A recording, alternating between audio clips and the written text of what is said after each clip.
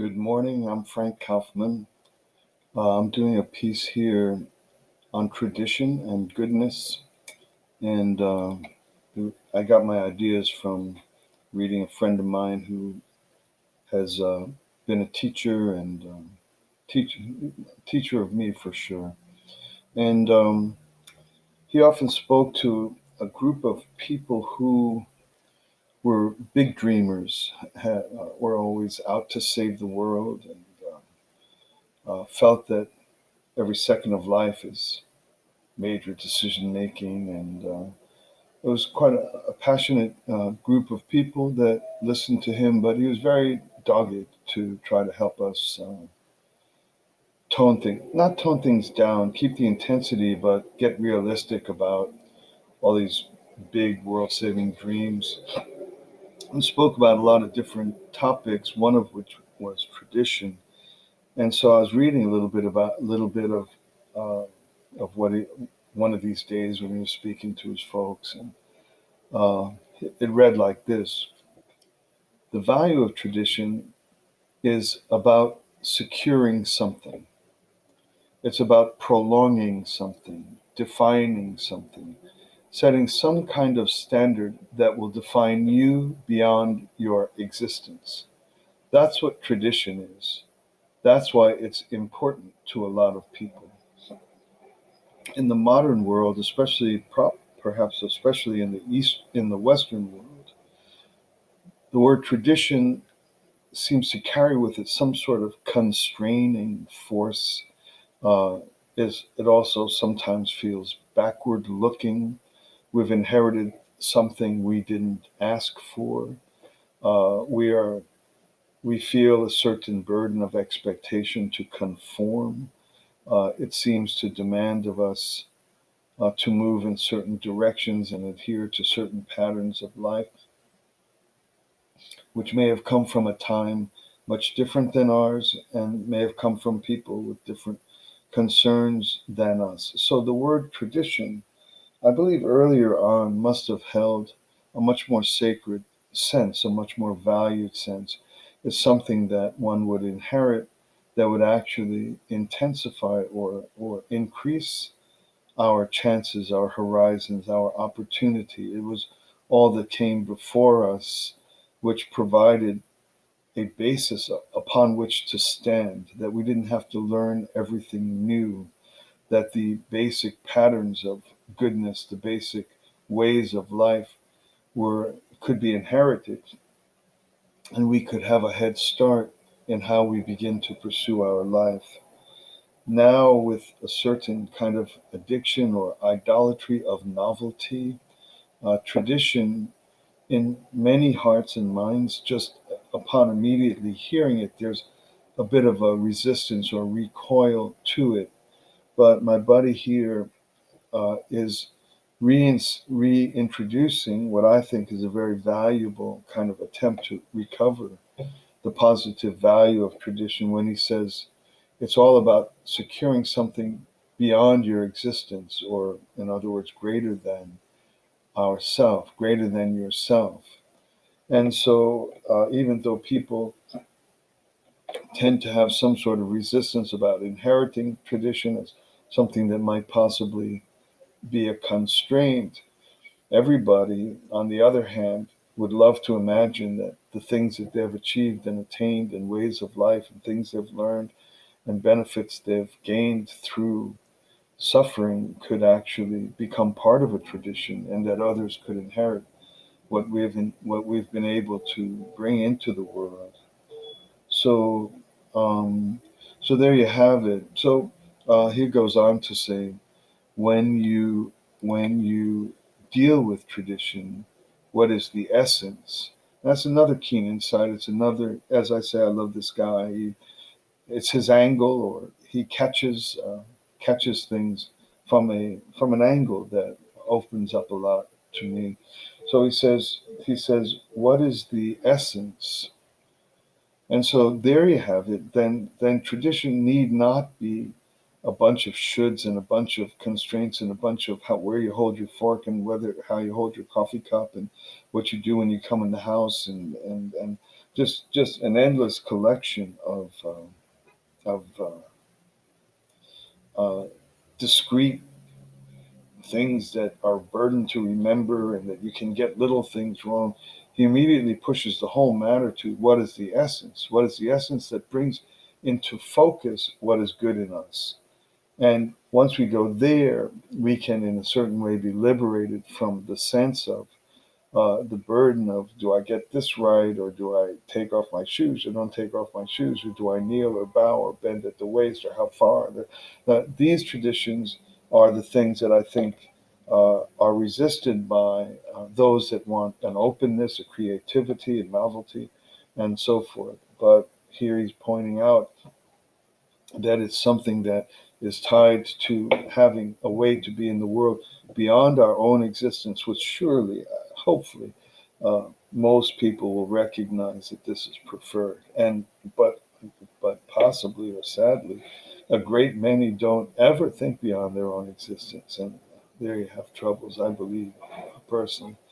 And so, if it's something that brings into focus what is good in us, there we have beginning of a dialogical relationship in which we would be genuinely curious about what we inherit, about what elders are trying to teach us, about what they're trying to represent, things in the household that may have seemed kind of bossy from the parents or narrow from the parents.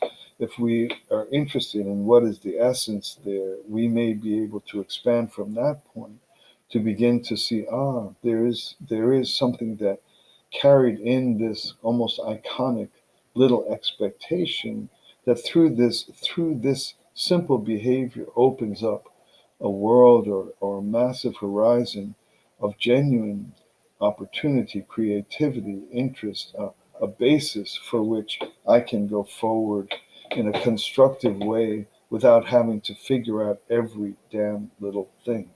So this next point that he made about what is the essence is, I think that really kind of solves the problem. Once I want to know that, once I know that tradition is tied to defining life beyond my own personal existence, and is tied to helping us to focus on what is good in us. Then he goes into uh, a fascinating kind of array of places where it's just difficult to try to nail down what is good. He talks about walking down the street in New York City, and just being overwhelmed, and looks across and says, how would I change even that guy, some stranger walking by? And so, with the magnitude of the world around us, and probably the magnitude of the world within us, and us trying to find a path of goodness that is tied to this kind of elegant kind of spine, or cornerstone, or center beam of tradition that gives future generations the chance to not have to invent everything again and again and again. Then in the context of trying to nail down or find or identify this goodness for myself, in fact, for myself, um, then he hits on this, and this was the main paragraph that caused me to want to put this one together this morning. This is when you talk about you start with an individual people, and then you'll hear something like this: these are the rules in my house. This is a rule in my house. All right, everybody has that right. Somebody walks in, they're a heavy smoker. Can I smoke? I'm terribly sorry. I don't want to be narrow in the extent of my hospitality, but if you don't mind, if it's uh, a must, can you just step out for a bit, or find in here? No, sorry. That can be for a thousand things. Somebody's fallen down drunk, comes to your door. It could be your best friends. Your kids are playing in the living room, building a little castle out of tuna cans, and you say to your buddy, sorry, in here, no, sorry, in here, no, at the risk of getting the guy mad or who knows what. But these are the rules in my house. I think everybody can relate to that. The rules in my house. He goes, and then he goes on to say, well, okay, if you have a house, start with that. Start with some kind of little kingdom. What kind of standard do you have there? There you go. There you are. There I am. There we are. Do you have dishes piled up for weeks? Do you have laundry piled up for weeks? Do you have dust in your corners? What kind of standard do you have there? This is a rule in my house.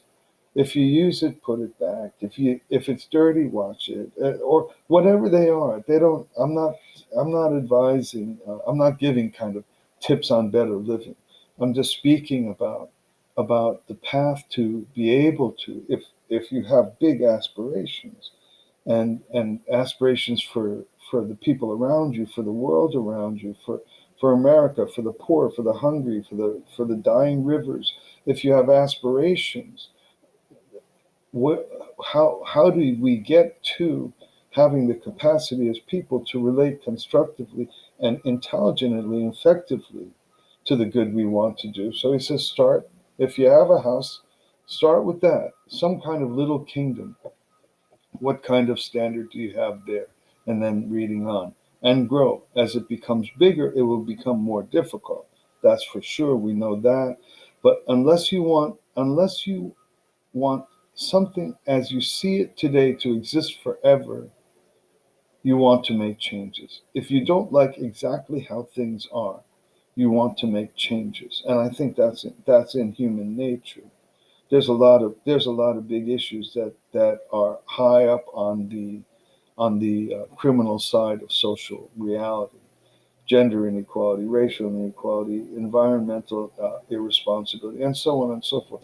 If you don't, if you don't like to see things as they are, if you don't want them to exist forever, you want to make changes. And then he concludes, you seriously have to think about how things work. So, so that's a little collection of thoughts that I think are very valuable and very useful and very applicable, so far as I'm able to tell. Uh, tradition should get rid of its should uh, not come to us with this oppressive bad reputation. It is a gift. How do we get away from the oppressive sense of its impositions on us? This notion of observing it with essence, its essence, and also beginning to develop uh, gratitude through it, because gratitude through it will make you grateful for those who have gone before us and who have suffered for the sake of improving the world. For me, in fact, they didn't live to see the fruits of their suffering. So those efforts to improve the world, as we are doing today, hopefully will be seen and felt by others, and hopefully they won't feel that that legacy is a burden. And so, okay, so we want to make changes in the world. We want to be bigger than ourselves. We want to find something, some path of goodness. Where do you start? You gotta start small. And that's a great place to start. What are the rules in my house? It's a great place to start because there you can, as he says, what kind of standard do you have there, and grow. So those are my thoughts for today. I think they're helpful. And thanks a lot for listening, and look forward to be together again soon.